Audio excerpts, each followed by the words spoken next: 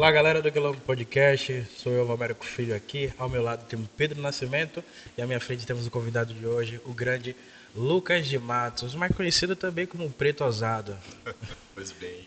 Olá, galera do Quilombo Podcast. É uma alegria estar aqui com vocês hoje, compartilhando um pouquinho sobre minha trajetória. Olá, galera. Boa tarde. Pedro Nascimento. Lucas, quero agradecer por ter aceitado o nosso convite. Muitíssimo obrigado. Quero agradecer a presença de Alana, nossa roteirista, Paulo, nosso editor-chefe, Valentina, Jeana, Tom, que são nossos orientadores. Essa é a palavra, Perdão, né? orientadores. Fugiu. Para começar, você poderia dizer quem é o senhor, de onde o senhor veio, o que é que o senhor faz? Não, o senhor ficou automaticamente com 40 anos, né? Calma lá. Perdão. Sou Lucas de Matos, brincadeira. Tenho 28 anos, sou comunicador e escritor soteropolitano, né? Com 26, eu lancei o meu livro Preto Ousado, com o qual venho circulando pelo Brasil em atividades literárias, em festas literárias, fazendo palestras com ele. Sou formado em comunicação pela Universidade do Estado da Bahia e sou esse apaixonado pela cultura baiana, apaixonado pela poesia, pelas letras e pelas histórias do nosso povo, as que eu ouço e as que eu invento. Agora, Lucas, como eu já tinha dito no começo, né, que o pessoal também te reconhece como o nome Preto Ousado, que é o nome do seu livro, né? Você poderia falar um pouco sobre o seu livro, quando você começou a escrever ele, o porquê que você começou a escrever ele? Sim, primeiro surgiu a poesia, né? Tem uma poesia que se chama Preto Ousado. Eu fiz essa poesia em homenagem a Vilma Reis, que é uma grande referência para nós pretos, né? Uma pessoa aguerrida que está na luta antirracista, na luta pelos direitos humanos, reconhecida internacionalmente até por Angela Davis. E aí eu queria fazer uma homenagem a ela e surgiu a ideia de fazer a poesia com esse título, que é uma expressão comumente dita aqui na Bahia, né? Geralmente falam isso para pessoas pretas que estão em posição de ascensão social, como se esse lugar não fosse para elas. Então eu falo, peraí, que história é essa que a gente não pode ter a ousadia de estar no lugar onde a gente quiser? Então pego essa expressão, né, com o Z, que é que ninguém fala ousado, fala ousado. Então é dessa forma que eu faço poesia. E daí surgiu o convite da editora Ciranda Cultural pelo Selo Príncipes para que eu lançasse o livro. Então já tinha algumas poesias que cabiam no conceito dele, que é um livro que fala muito sobre a temática antirracista, entre outras temáticas. E fui desenvolvendo toda a finalização depois que esse convite chegou. Será que o senhor poderia recitar essa poesia? Sim. Deve doer, né? Querer me ver trancado no porão da história enquanto eu continuo a acender. Querer me ter capacho na escória, logo agora que eu tenho acesso à escola e escolho enegrecer. Te irrita enxergar, mas estou lá, tete a tete com seu filho na universidade, e tem hora que até eu ajudo a estudar. Vai ter que aceitar. Você quase coroa sua tentativa de apagamento, mas não contava com aquilombamento, mandinga para viver, salvaguardar a memória. E hoje museus versam essa trajetória de força que ressoa, tapa os ouvidos, veda os olhos se te atordoa. Deve doer e se dói, deixe o que doa. Não vai abaçar a batida do meu close, nem jogar quebranto no meu corre. Eu corro há séculos e continuo a driblar as curvas da morte. Não me venha dizer que tanto sangue derramado foi questão de sorte. Já cantei sobre o breu, mas hoje quero cantar sobre o brilho. Quero subir de tal forma que os meus subam junto comigo. Te segura que eu vou atravessar o portal. Sou cria de Vilma Reis, cabeça erguida, bico na diagonal. E já que nesse país, para não ser preso, eu tenho que andar sempre identificado, toma aí meu RG, Preto Ousado. Diga meu nome e sobrenome, e mesmo que doa, diga alto.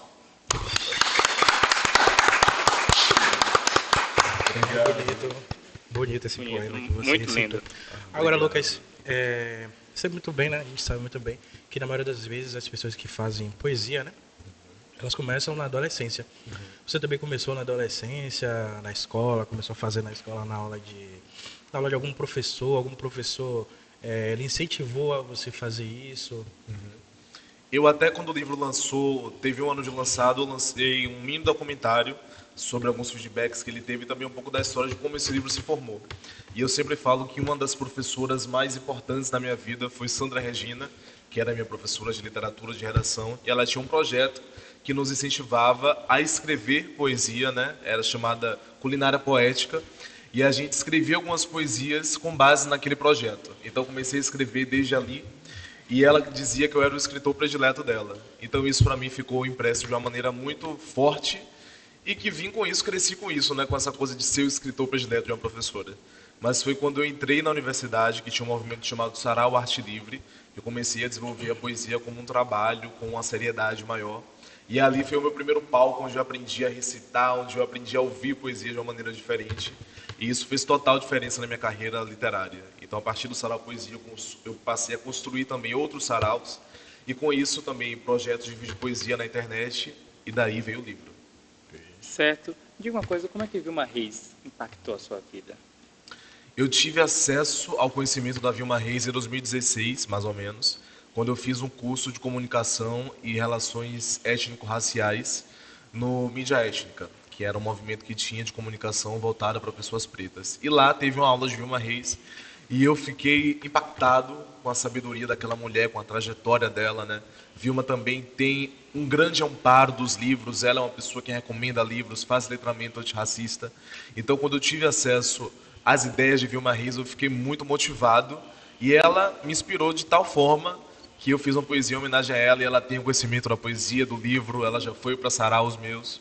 Então, eu acredito que a gente precisa falar mais de pessoas como Vilma Reis. Inclusive, ela poderia ser convidada no novo podcast, né? certeza. Com Acho que certeza. ela Seria tá aqui agora. super uma indicação maravilhosa para que vocês te dessem mais visibilidade a essa mulher tão importante para a nossa Vilma luta. Reis. Vilma, parabéns por ter ajudado o querido Lucas de Matos a chegar, né, onde ele chegou atualmente, né? Ter desenvolvido, ter chegado colado com ele quando ele ainda era adolescente. Parabéns. Agora, Lucas, me diga uma coisa. Eu esqueci o que eu ia falar. Pronto, tem uma pergunta aqui. O senhor é formado em comunicação? Senhor não, perdão. Você é formado em comunicação. Qual a importância de pessoas negras, de pele negras, dentro da comunicação? Sem dúvida, a total importância, né? Quando a gente vê hoje rostos como Maju, como Sim. Wanderson Nascimento, como Luana Assis, Luana Souza, a gente entende que quando a gente se vê na tela, a gente cria possibilidades, né? A gente trabalha com imaginário. Tudo na vida, primeiro, é feito a partir do pensamento, das imagens, do que as imagens evocam. E quando a gente sempre tem uma imagem padrão de algo, de certa forma aquilo fica engessado e não conseguimos pensar para além daquilo outro, né? Quando eu me refiro, por exemplo, à capa do meu livro, eu estou na frente do homem vitruviano, que é esse homem de Leonardo da Vinci, considerado um homem de proporções divinas, perfeitas, imaculadas, só que branco. Então, quando eu me coloco na frente dele, é para tensionar esse imaginário desse homem central do universo, né? Não me querendo colocar como homem central, mas tensionando essa imagem que está tão incrustada na gente que a gente não consegue pensar outra coisa. Então, há um tempo atrás, quando se pensava em jornalista, só vinham as imagens de William Bonner, Fátima Bernardes e outras, Ana Maria Braga, pessoas que são muito talentosas, mas que são pessoas brancas, né? E aí a gente não pensa imediatamente numa imagem, por exemplo, de uma Glória Maria, de uma Wanda Chase, que também são comunicadoras negras que estão há muito tempo abrindo caminhos para nós. Quando a gente tem essas pessoas à frente das televisões, nas câmeras, fazendo comunicação, a gente entende que é necessário ter outros rostos, ter outras narrativas comunicadoras e também, com certeza, essas pessoas imprimem o seu olhar, a sua visão de mundo no seu trabalho. Certo, eu estou pescando aqui que o senhor é idealizador do projeto Quartas Políticas. O senhor poderia dizer mais sobre isso? Na verdade, são quartas poéticas. Quartas Políticas. Quartas Poéticas foi um projeto que eu fiz ali nos idos de 2018. Eu sempre procuro uma forma da poesia ficar próxima do público. E como a gente estava ali no boom do Instagram, das redes sociais, eu tive a ideia de fazer vídeos de poesia, onde eu recitava com alguma performance, e colocar no Instagram. Eram vídeos de 1 minuto, muito rápidos, com poesias muito fortes. E isso foi fundamental para eu também conseguir fortalecer a minha imagem enquanto poeta. Então esse projeto surgiu, eu quero retomá-lo, porque são tantas demandas que a gente tem na vida, né? E eu, comunicador, escritor, uma pessoa que não tem produção, sou eu para fazer tudo na minha carreira, mas eu quero voltar com ele, porque eu acho que compartilhar a poesia é algo fundamental, é gostoso, e faz com que as pessoas tenham mais intimidade com a palavra. Porque muita gente pensa que poesia é algo chato, difícil, que não consegue ser compreendido, mas a gente pode ter uma poesia também mais próxima, mais agradável e fazer com que as pessoas tenham intimidade com as palavras. Porque, afinal de contas, nem todos somos escritores, mas todos usamos as palavras para nos comunicar. Verdade, verdade. E o Sarau Pôr do Sol, o que é o Sarau Pôr do Sol? Sarau Pôr do Sol é meu xodó, que inclusive eu estou há 1 ano mais ou menos sem fazer, porque também sou eu para fazer tudo, mas em breve eu vou voltar com ele. E é um sarau onde eu levo um espetáculo, onde eu uno música, poesia e dança. E depois tem um momento do microfone aberto, onde alguns talentos são revelados. Então já fiz 10 edições desse sarau, tanto aqui em Salvador como em outros municípios baianos. Ele acontece de forma itinerante em lugares que têm a vista para o pôr do sol. E também o público pode conhecer novos lugares em Salvador, lugares para fazer um happy hour, um date, lugares de cultura. E é um movimento muito interessante, né? Eu digo que pessoas que se conheceram no primeiro sarau, por exemplo, no ano seguinte já estavam viajando juntas. Então, um movimento também de afeto, de arte e de comungar ali com a palavra, com a música, com a dança e com todas as expressões artísticas. Certo, certo. Fala um negócio aqui rapidinho. A galera que tá aí atrás, tô vendo aí que já tem um bocado de gente se movimentando. Quem quiser fazer pergunta, pode falar, viu? Qualquer coisa, Alguém? podem ficar preparados. Pode vir. Se alguém tiver pergunta, pode vir. Aqui, pode vir. Pode vir.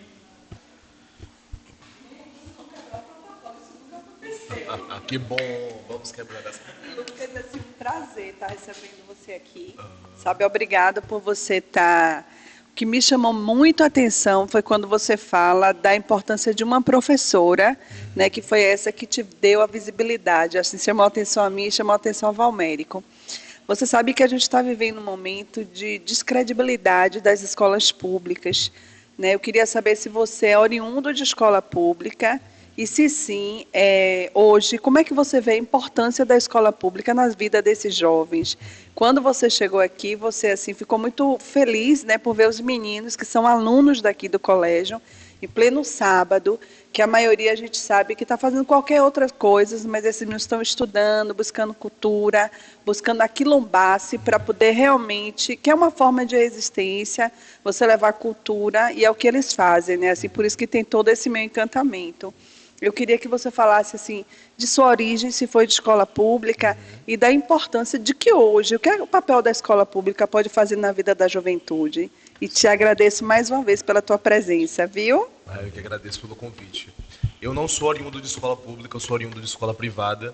E os meus pais vieram de escola pública, né? E o curioso é que eles vêm com esse discurso de eu quero dar o melhor para o meu filho, como se a educação melhor ela só pudesse ser encontrada na escola privada. Eu acredito que isso não é uma verdade, né? Eu reconheço os meus privilégios enquanto aluno de escola privada, sei que eu tive acesso a alguns, talvez, materiais de maior qualidade, coisas nesse sentido, mas toda a minha carreira literária eu tenho ido às escolas públicas para falar com os alunos e eu tenho visto que a educação deles não é melhor do que a educação de quem está em escola privada, entende? Então é de extrema importância que a gente fortaleça ainda mais o ensino público, o ensino de qualidade, coloque materiais de qualidade para que os alunos fiquem interessados, né? Eu posso ver, por exemplo, aqui a estrutura desse podcast é maravilhosa, e isso também faz com que o aluno tenha mais amor por estudar, mais interesse. Vejo que aquilo não é apenas algo para ele cumprir uma tarefa na vida, mas sobretudo para se tornar cidadão, sobretudo para entender o seu entendimento enquanto pessoa humana na Terra. Então acredito que toda educação deva ser valorizada e lamento muito esse momento tão nefasto que a gente vive de negação da educação, de desrespeito aos professores. Então tudo isso deve ser combatido e a literatura está aí para ajudar nessa luta. Muito obrigada, viu? Eu vou pedir licença e vou deixar vocês com a entrevista de vocês. Muito obrigada. Obrigado, cara. Continuando, que você falou que você foi aluno de escola particular. Sim. A gente sabe muito bem que acontece vários racismos, ainda mais em escolas particulares. Tipo assim, que a gente sabe, querendo ou não, que atualmente, estou rodando, não estou levando a nada, mas agora vai levar. Vai levar a algum lugar. Ó, na verdade, várias vezes a gente vê na internet pessoas dizendo que escola particular somente para pessoas brancas, não para pessoas negras. E sim, o colégio público é para pessoas negras. É isso que a maioria das vezes a gente vê. Eu gostaria de perguntar uma coisa. Qual foi o maior desafio que você já enfrentou por ser um aluno de escola, um aluno negro em escola particular? Eu vou ser bem sincero para você, nesse sentido, com certeza deve ter acontecido algum episódio de racismo comigo, velado, mas não aconteceu explícito. Então, na escola, eu nunca vivenciei esse tipo de discriminação. Já sofri por outros tipos de coisa, né? Eu sofria muito bullying porque eu era adolescente que desviava da norma. Eu não gostava de futebol, não gostava de nada disso. Eu gostava mesmo de Lady Gaga, tinha várias amigas meninas. Então eu era taxado como o viado da escola, nesse sentido. Mas em relação ao racismo, nunca aconteceu nada comigo de forma explícita. Velada, com certeza, porque o racismo é estrutural e as pessoas reproduzem isso. Só que talvez naquele momento eu não tivesse um entendimento de que tivesse sido uma atitude racista. Porque na universidade que eu vim realmente compreender mais sobre essa sutileza do racismo, né? Porque muitas vezes a gente reproduz discursos sem saber que aqueles discursos estão imbuídos de racismo. Certo. Então na escola eu não me lembro assim de um episódio que tenha sido explícito, mas velado aconteceu com certeza. Uma pergunta. Você acredita que a comunicação pode ser uma ferramenta para promover igualdade racial e empoderamento? Como? Sem dúvida, né? A gente tem grandes comunicadoras como Oprah Winfrey, por exemplo, que para mim é uma grande inspiração. E ela usou a plataforma dela para falar sobre o empoderamento da população preta, para falar sobre abuso, na época que se falava pouco sobre abuso, né? As mulheres estavam em situações de vulnerabilidade em seus relacionamentos e não se falava sobre isso. Então, quando a gente tem acesso ao meio de comunicação de massa, a gente pode sim colocar essas pautas para serem representadas, serem ditas. Temos programas exitosos como o programa Conversa Preta, do qual inclusive já fui convidado em algumas edições, e é um programa de extrema importância para a gente falar sobre o nosso povo, né? Falar sobre a nossa cultura, falar sobre o que a gente está produzindo e colocar os nossos pontos de vista em relação ao mundo. Tem também o programa Conversa de Preta, não sei se você já ouviu falar, na TV Quirimoré, Não, que é apresentado por Dina Lopes. Ela até recentemente foi indicada ao prêmio Mulheres Negras Contam Sua História. Uau, que ótimo. Ela foi indicada semana passada, se não me engano, ela foi indicada. Ainda não conheço, mas eu já vou procurar, hein? Tem um episódio dela com a gente, ela recentemente esteve aqui Que bacana. e ela falou sobre o programa dela e também sobre outras coisas também. Assista depois, é bom, foi interessante Ok. demais. Vou assistir. Lucas, como a sua identidade racial influenciou na sua escolha de estudar comunicação? Eu não diria que a minha identidade racial foi algo fundamental na minha escolha pela comunicação. Eu escolhi a comunicação por uma questão de identidade mais subjetiva, né? Dentre os cursos que eram ofertados, era o curso com o qual eu mais me identificava, era o curso com o qual eu tinha vontade de estar na sala de aula, colocar ali 4 anos, né, para aprender aquilo ali. E de fato eu fiz uma escolha maravilhosa, porque quanto mais eu fui me aprofundando, nas áreas eu sou formado em comunicação com habilitação em relações públicas, então quanto mais eu fui me aprofundando, eu fui vendo o quanto é necessária a comunicação para a sociedade como um todo. É claro que, sendo comunicador, eu coloco pautas que são muito caras às minhas pautas identitárias, mas a minha identidade não foi algo crucial para escolher a minha profissão. Entendi. Como é que o senhor vê a representação da cultura afro-brasileira nas mídias? Estamos tendo uma crescente, né? Quanto mais gente tem acesso a mídias, mais gente vai fazendo suas produções, mas eu acredito que nenhum passo a gente consegue dar se a gente não olhar para trás. Então a primeira escola antirracista que a gente tem, por exemplo, em Salvador, que é um modelo para o Brasil, é o Ilhaí, né? O Ilhaí sempre esteve cantando canções de empoderamento, canções que exaltavam a nossa pele, os nossos traços, os nossos cabelos, os nossos amores, os nossos bairros, né? Como a liberdade. Então a gente vem aprendendo com tudo que já fizeram antes. Acredito que estamos num momento com as plataformas digitais onde a gente pode colocar a nossa voz de uma maneira mais rápida, né? Eu, inclusive, sou fruto disso também, por colocar meus vídeos nas plataformas digitais, eu pude ter um alcance maior da minha obra literária. E tudo isso por conta de uma luta que vem sendo travada há anos, né? Ninguém inventou a roda, eu não estou fazendo poesia, não sou o primeiro a fazer isso, e tampouco na comunicação sou o primeiro a colocar as minhas ideias como parte do meu trabalho. Então tudo isso já vem de muito tempo e é importantíssimo que a gente consiga, né, cada vez mais comunicar sobre pautas, sobre ideias que são pertinentes a nós, né? Todo mundo cresce com uma sociedade quando a gente pauta determinados assuntos. Everaldo está aqui atrás, ele me mandou uma pergunta aqui, perguntando se o senhor canta. Então, existe um espetáculo chamado Fazendo Samba e Amor, que eu faço com Raíssa Araújo, né? Inclusive já temos algumas datas nesse segundo semestre, nos sigam nas redes sociais para acompanhar esse show. Nesse show eu recito e canto uma música. Canto uma só porque eu gosto de cantar, eu não sou cantor. E canto porque as pessoas que trabalham comigo são muito pacientes, me ensinam muito, me ajudam muito, mas quem sabe um dia eu não cante mais de uma, né? Pode Tudo reproduzir é ela. aprendizado. Verdade. Eu brinco muito dizendo que quando eu vejo uma das primeiras fotos de um sarau que eu fiz, que eu dirigi, os meus pés estavam assim, travados, sabe? Hoje eu já não fico mais com o pé travado no palco, porque é uma questão de quanto mais você faz, mais você vai tendo familiaridade com aquilo ali, mais você vai se sentindo pertencente, vai entendendo que aquele é o seu lugar, que você está ali para evocar uma mensagem que não é uma mensagem de ego, é uma mensagem que é importante para todo mundo. Então, tudo na vida, quanto mais a gente faz, mais a gente fica afinado com o nosso instrumento. Então, acredito que quanto mais eu cantar, mais eu melhore. O senhor pode reproduzir um pouquinho dessa música? Sério, gente, que Mas tá vocês vão me pegando pesado, colocar rapaz. nessa saia justa. Vou cantarolar um pouquinho a tendência, que é uma das músicas que eu canto, né? Porque o repertório vai mudando. E é mais ou menos assim.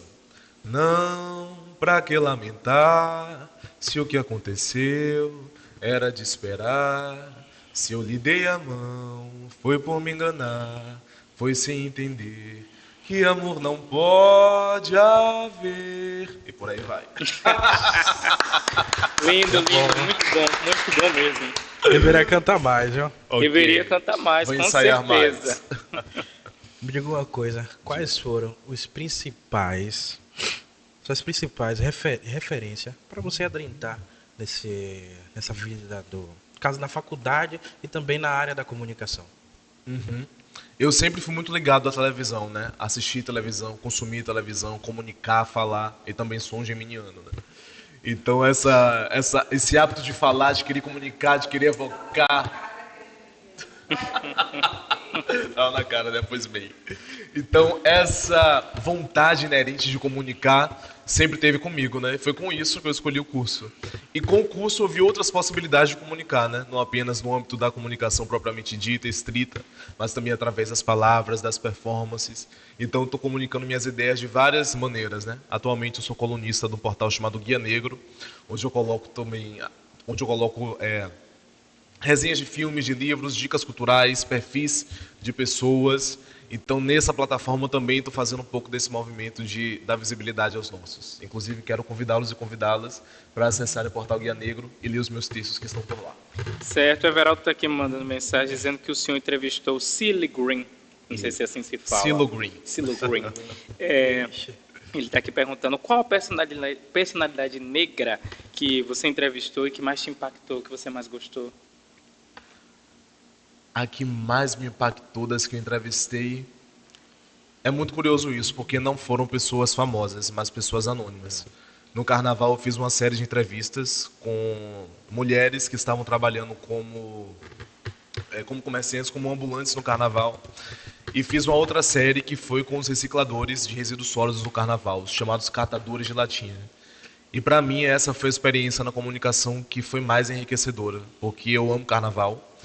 E eu queria muito ter trabalhado no carnaval fazendo a cobertura. Como não fui chamado por nenhuma emissora para fazer essa cobertura, eu pensei, então eu vou usar da minha plataforma para comunicar um outro lado do carnaval.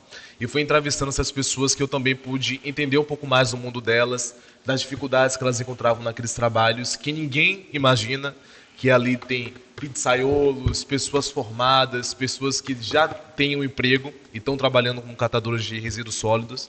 Não que isso seja demérito, mas ninguém pensa que alguém que tem um emprego vá trabalhar nisso no carnaval. Então, para mim, foi um grande aprendizado, foi um maior impacto que eu tive enquanto comunicador, mais do que entrevistar uma pessoa de grande prestígio. Agora, eu tenho o sonho, meu maior sonho de entrevistar é Oprah Winfrey, que é a minha grande inspiração na comunicação. E eu acredito que essa vai ser a minha entrevista mais impactante. Certo.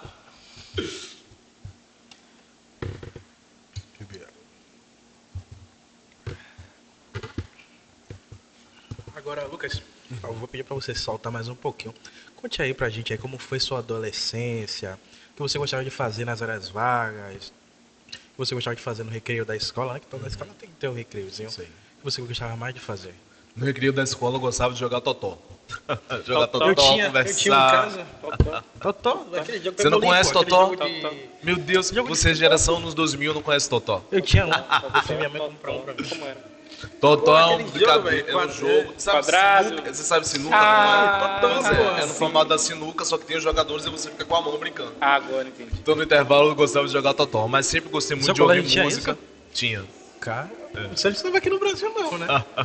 Não, tem alguns colégios já, o Totó, é uma coisa que está popularizando. E gostava muito de ouvir música, gostava muito de conversar, de ler.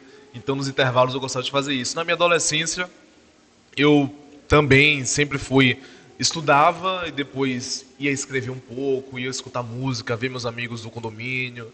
Então foi uma adolescência muito tranquila. Mas, sobretudo, a minha infância foi uma infância de rua, que eu brincava na rua. E para mim isso fez total diferença, porque hoje, infelizmente, as crianças não têm brincado na rua, né? As crianças praticamente não têm brincado com outras crianças. Estão alienadas e hipnotizadas pelos celulares, o que corta um pouco da criatividade, do brincar, dessa criatividade de rua, de você subir barranco, se melar, descer, se esconder, correr. Então tudo isso para mim é de uma vitalidade imensa e a gente não pode deixar nunca de brincar na vida. Até hoje eu brinco. Claro que não brincadeiras infantis, mas eu tenho um espírito brincante, eu tenho uma alma brincante. Acho que essa leveza é importante para que a gente consiga ver a vida por um outro ângulo. Porque é tudo tão duro, né?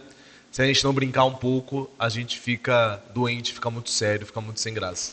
Então com as palavras eu brinco também, apesar de ser uma brincadeira bem séria. Como é que você lida com estereótipos raciais dentro do seu meio de trabalho? É algo que muitas vezes é complicado, porque certa vez, inclusive, eu fui para um evento literário e deram a entender que eu lancei meu livro por conta da quantidade de seguidores que eu tinha nas redes sociais, né? Na época que eu recebi o convite, eu tinha apenas 2.000 seguidores. Hoje tenho mais de 20.000. Mas na época eu tinha apenas 2.000, que era um número muito pouco.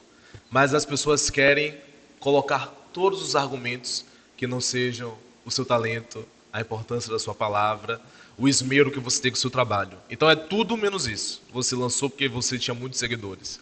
E aí, quando eu olho para isso, eu até dou um pouco de risada, porque, de certa forma, eu sei a importância que o meu livro tem, eu sei as pessoas que estão sendo impactadas com isso, eu sei que eu não escrevo por uma questão de vaidade, mas por uma questão de colocar a minha identidade e falar para outras pessoas que, às vezes, não conseguem nem se olhar no espelho. Tem uma poesia no meu livro que se chama Espelho, uma vez eu recitei isso, e uma pessoa chegou para mim e falou: foi bom você ter recitado, porque eu tenho uma relação com o meu espelho muito dura, eu não consigo me olhar no espelho. Então, quando a gente se coloca enquanto instrumento para a nossa arte, a gente não fala apenas sobre nós, mas a gente fala sobre muitos. Então é por isso que eu escrevo, né? E quando as pessoas querem nos rotular, ou até quando chega um poeta preto, acho que a gente só vai reclamar, porque acho que as poesias só são sobre luta, sobre dor, sobre coisas que são muito pesadas. É claro que isso está inerente da nossa vivência, mas eu falo também sobre o outro lado da moeda, né? A ousadia é também poder existir de forma exuberante, não apenas resistir de forma latente, dura e perversa. Eu acho que a gente também tem o direito de ter uma vida bonita, uma vida ampla, com possibilidades, com prosperidade, com beleza, ao invés de ser sempre dura, mórbida e cruel. Temos esse lado, mas a gente também tem que falar sobre os outros lados, e é isso que eu procuro fazer com a minha escrita. Certo, eu vou chamar Everaldo. Vou chamar Everaldo para fazer essa pergunta aqui. Ok. Deixa o cara terminar de falar. Everaldo fez uma pergunta que não quer vir levantar. Faz, vamos. Tem que falar mais alto. Tem que falar no microfone. O microfone não vai até não, velho. Meu filho, quem inventou o microfone foi um homem preto. Agora não estou me lembrando o nome dele, mas está no livro da Bárbara Carinha. Depois que eu aprendi isso, eu falei, agora que eu vou colocar sempre o microfone. Não posso perder a oportunidade de ver o microfone. Até quando está falhado, eu fico com ele na mão, porque é um exercício de poder. Você fala sempre sobre a importância da representatividade negra e como isso impactou na constituição, né, da sua imagem, da sua personalidade, na comunicação ou como artista. Mas os meninos fizeram perguntas muito pontuais sobre questões mais voltadas para a identidade étnico-racial. Você trouxe aqui uma pauta, né, a questão da sua identidade, né, você é um homem LGBT, e eu queria que você falasse, você falou sobre esses estereótipos, né, dentro só da questão negra que eles estão perguntando. Mas a gente não pode esquecer que nossas identidades não são divisíveis, né? Por isso que eu mandei eles refazerem a pergunta e falar justamente não sobre os estereótipos do corpo negro, porque o seu corpo é um corpo negro e LGBT. né? Então a gente tem vários pensadores que falam sobre isso. Eu falei para ele de Audre Lorde, né?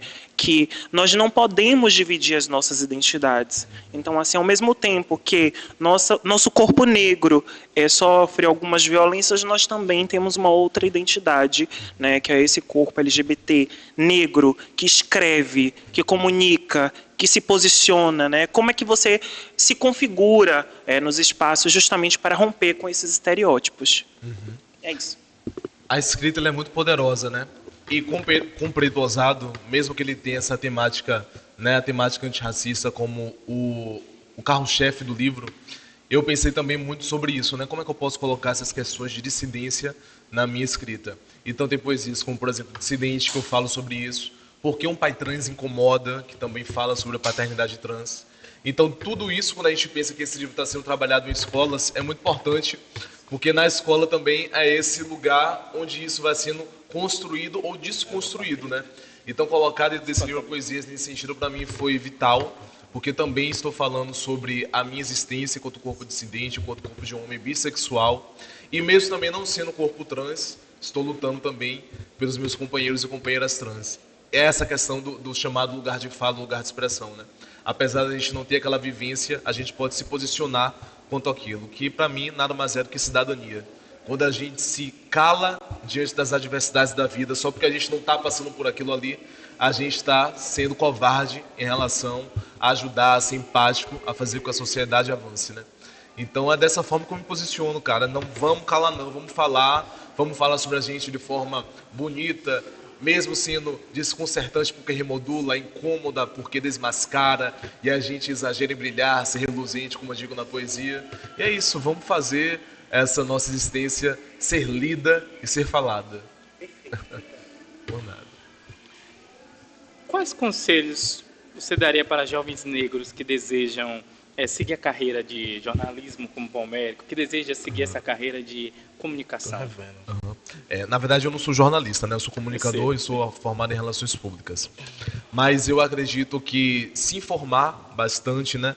Assistir aquilo que lhe inspira. Eu mesmo sempre estou assistindo programas de entrevistas, que para mim é o meu gênero predileto. Então sempre estou vendo como as pessoas se portam, o que elas dialogam, como elas tecem aquela narrativa. Então acredito que isso vai ser muito inspirador para você nesse sentido. Praticar o hábito da leitura. Eu espero que você seja um leitor ávido. Se você não for, passe a ser. Porque quanto mais a gente lê, mais a gente tem um arcabouço de palavras diverso. E se é com as palavras que a gente tece a vida, quanto mais palavras a gente tem, mais a gente pode tecer de forma plural, mais a gente consegue se safar, mais a gente consegue colocar as nossas ideias de forma mais assertiva. Então a leitura, ela está aí mancomunada com a comunicação. E estudar, né, querido? A gente não vai conseguir alcançar alguns patamares se a gente realmente não se dedicar ao estudo. Então, se é isso que você quer, se é isso que você deseja, se é isso que você já pratica desde já com esse podcast, está, inclusive, fazendo uma ótima condução, jogue duro. Obrigado. Que você vai ser um excelente comunicador. Além de ser lindo, imagina ser talentoso e ainda ser bonito na frente da tela. Um preto desse, como é que não vai... Tem várias pessoas aí querendo saber das suas palavras, das suas ideias. Com certeza. Fico com vergonha aqui agora. Obrigado, meu Lucas. Por nada. Agora, Lucas, tinha uma pergunta aqui. Aproveitando isso daí que você falou. Agora eu perdi a pergunta. Maria. Só foi chamar de lindo que até se perdeu no outro. Me perdi. Pronto. Você acredita que a comunicação pode ser uma ferramenta para promover a igualdade racial e o empoderamento da comunidade negra? Sem dúvida, né? Como eu já disse, programas como Conversa Preta estão aí como um grande exemplo disso.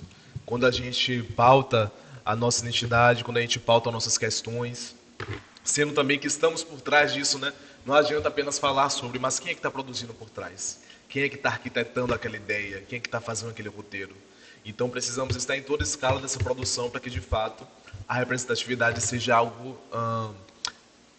que tenha equanimidade, sabe? Precisa ser ali... Como que eu posso dizer isso? A palavra agora me fugiu. Mas para ser real, a gente precisa estar em toda essa cadeia produtiva, né? Tomando conta de todos esses setores. Porque não adianta, muitas vezes, eu estava vendo agora um amigo, na verdade uma amiga, né? Porque é uma pessoa que está nesse processo aí de transição. E ela é diretora de cinema, estava concorrendo ao Prêmio Grande Otelo, é uma pessoa negra. E o filme dela não foi indicado, foi até indicado, mas não foi para os finalistas. E de muitas outras pessoas negras não foram finalistas. Ainda que muitos filmes sobre pessoas negras, mas com pessoas brancas dirigindo, foram finalistas. Então é interessante a gente observar também isso, né? Nem sempre é só sobre estar na tela, mas quem é que está produzindo por trás? Quem é que está escrevendo? Isso também é importantíssimo levar em conta. Tá vendo? Lucas, quais são os principais desafios que você encontra e como você supera eles? Na verdade, isso é uma pergunta muito ampla, né? Porque desafio a gente tem em tudo na vida. Às vezes a gente não tem nem dinheiro para pegar um buzu, por exemplo. Entendeu? Eu já passei por fases assim, quando não tinha grana para tomar buzu. Mas acredito que os desafios, se eles existem, é porque eles querem nos provar alguma coisa. E a gente precisa ter resiliência para conseguir superá-los, né? Foi um desafio, por exemplo, lançar o primeiro livro. Eu pensava que eu só ia publicar quando eu tivesse 30 anos, porque o meu primeiro livro, que se chamava Inédito Não Dito, eu submeti para um edital e ele não passou. Graças a Deus ele não passou, porque Pretosado foi uma estreia em grande estilo. E esse livro que eu escrevi, eu já não me sinto tão representado por ele. Mas foi, de certa forma, um desafio ter lançado o primeiro livro, né? Não é fácil. E quando se lança dessa forma, eu lancei para uma editora de renome, eu não precisei investir nada para o livro, né? Eu recebi o convite, fiz o livro e publiquei. E agora estou indo para o segundo, que inclusive vai ter um lançamento em Salvador em outubro. E estou dizendo isso em primeira mão, inclusive, ele vai ser lançado... Sem primeira mão, viu? Exato. Só não vou dizer o título ainda porque é surpresa. Mas ele vai ter um lançamento na Bienal de São Paulo em setembro. E em outubro faz o lançamento aqui em Salvador. Então é dessa forma, né? Também é difícil você simplesmente colocar o seu tempo para apenas escrever, né? Porque a gente precisa lidar com outras tantas coisas, né? Eu não tenho equipe, eu não tenho produção. A minha produção é minha família que me ajuda. Então quando você tem acúmulo de atividades, menos você consegue se dedicar apenas para a escrita. Então são muitos desafios que a gente encontra, mas com jogo de cintura e com fé, e com trabalho também, né, com disciplina, a gente consegue superá-los. Muito bem, muito bem. Viva e apoia a próxima geração de profissionais negros comunicadores. Eu acredito que a gente está chegando de voadora, mas com elegância, é claro, com trabalho, com muita profissionalismo naquilo que a gente faz. Então acredito que cada vez mais a gente vai ver caras pretas na televisão, cabelos crespos na televisão, cabelos trançados, pessoas que realmente a gente possa ver e se identificar com elas, né? É importantíssimo que a gente paute isso nos meios de comunicação, nos produtos de comunicação, como as novelas, os filmes, as séries. Então, quanto mais gente preta, melhor. Você anseia, assim, fazer alguma novela, algum filme? Por que não? Eu sempre brinco que eu sou servo da arte. Então, para onde ela me chamar, eu vou, né? Seja para poesia. Podemos estar olhando aqui para o próximo Lázaro Ramos. Eita, quem sabe? Que honra seria. Inclusive, Lázaro tem o meu livro. Eu dei o meu livro para ele, né? É um leitor de Pretosado. E que é também uma grande inspiração para mim. E mesmo que eu não fosse da área da arte, ele seria de qualquer forma, porque ele é um profissional exemplar e é um cara que com certeza tem colaborado muito para o avanço da comunidade negra. Você é um tipo de gente que pensa no futuro, né? Pensa na frente, tá ali mais à frente do tempo, né? Tá à frente do tempo de tudo, né? Agora me diga, o que você acha que você pode fazer para mudar e para direcionar essa nova galera que tá vindo aí, a galera preta que tá vindo aí, para a área da comunicação? É o que eu já faço, né?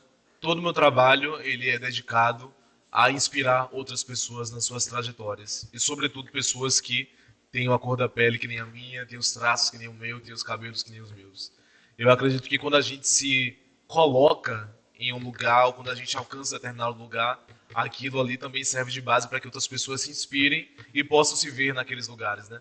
Monique Evelyn, que também é uma grande empreendedora negra, ela tem uma frase muito bacana que ela disse: se eu não me vejo, eu não compro. Então, quando a gente não se vê, não apenas comprar no sentido da ideia, mas também comprar no sentido de poder se identificar e se enxergar naquela profissão, naquele lugar, naquela possibilidade de vida. Então, quanto mais a gente tem pessoas, né, que estejam nesses lugares, isso fica mais diverso. E isso causa a possibilidade da gente inspirar e também ser inspirado. Então é dessa forma que eu procuro inspirar no meu trabalho. Como suas experiências pessoais, né? Você, novo, adolescente, influenciaram no profissional excelente que você é?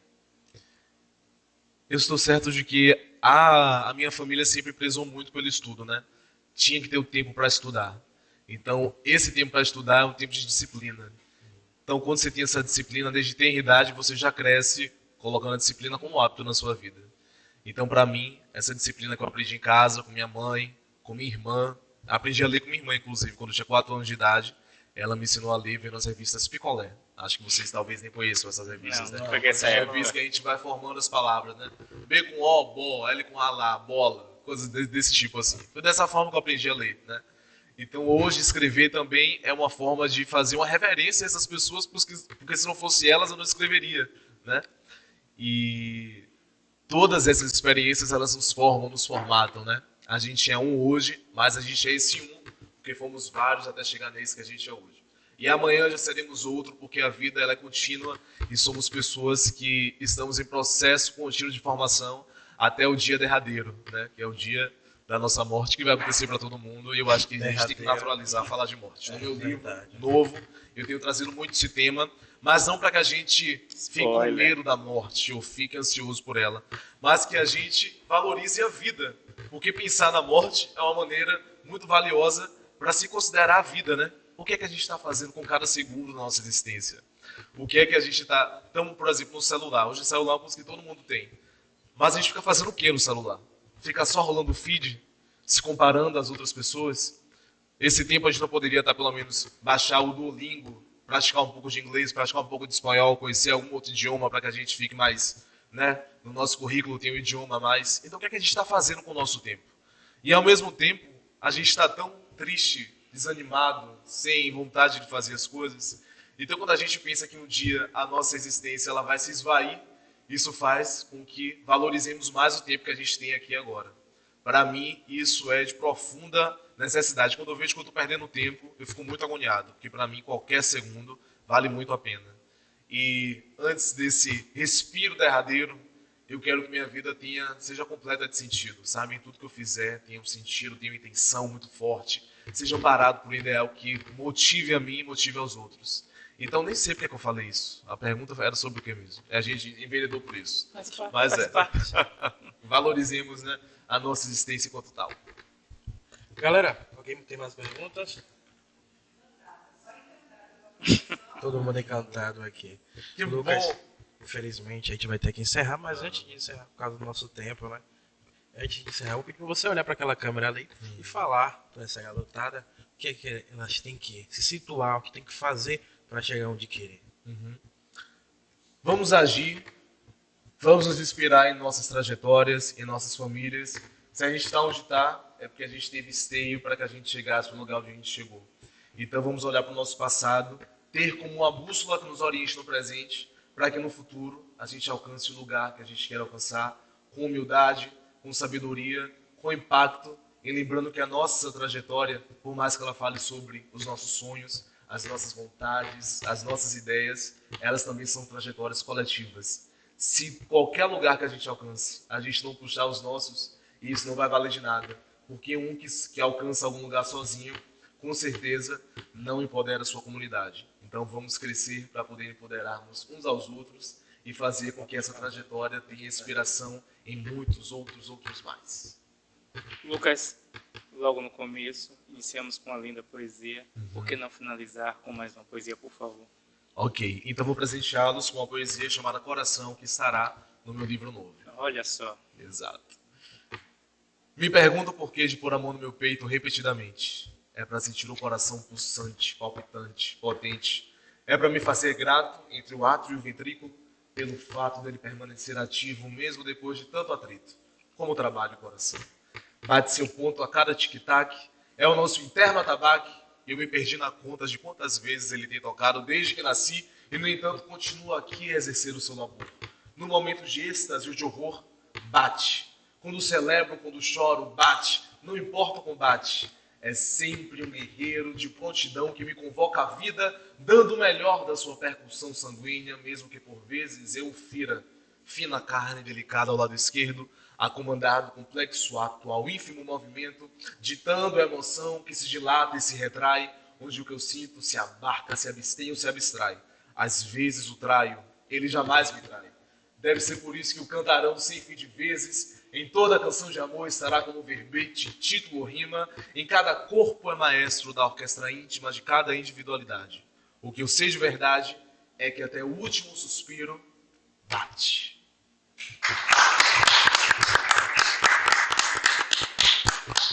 Muito obrigado, Quilombo Podcast. Galera, não se esqueçam, sexta-feira, às 6 horas da noite, Quilombo Podcast passa na TV Quirimurê, canal 10.3, aos sábados no YouTube e também no Spotify, às 7 horas da noite, e aos domingos, às 11 horas da manhã, na rede SDP TV. Muito obrigado, até mais, galera. Sigam o Quilombo Podcast no Instagram, também sigam o Lucas de Matos. Por favor, fale seu Instagram.